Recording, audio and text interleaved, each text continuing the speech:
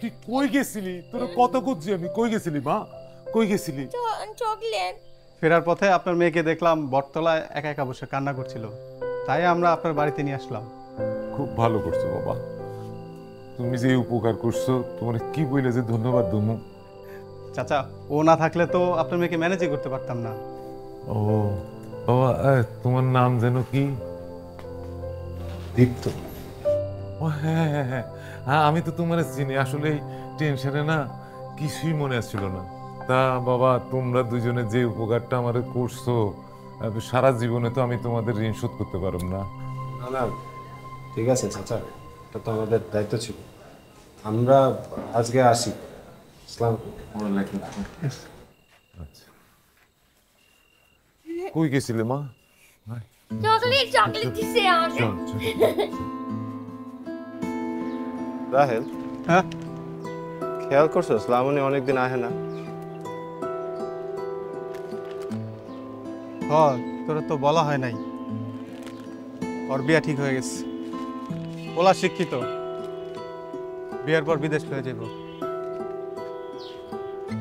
দেব, মন খারাপ করতেছস? ভালো খবরে কেউ মন খারাপ করে রে?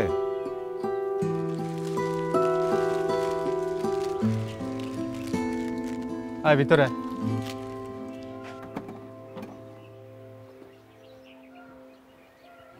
Thank you ma'am. হ্যাঁ দীপ, আয়।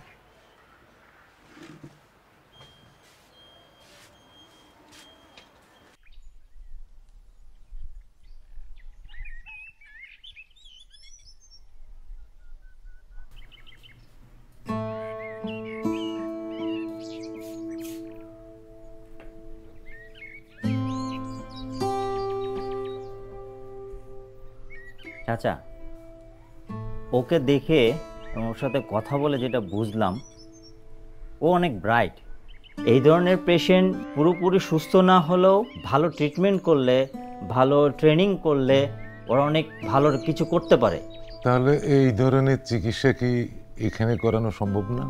না, এই ধরনের ট্রিটমেন্ট এখানে না, আপনি ওকে ঢাকায় নিয়ে যান।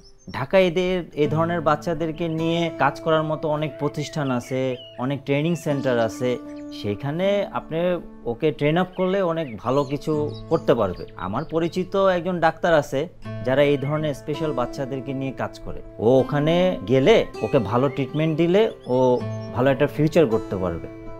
আমি কথা বলে দিচ্ছি, আপনারা ওখানে চলে যান।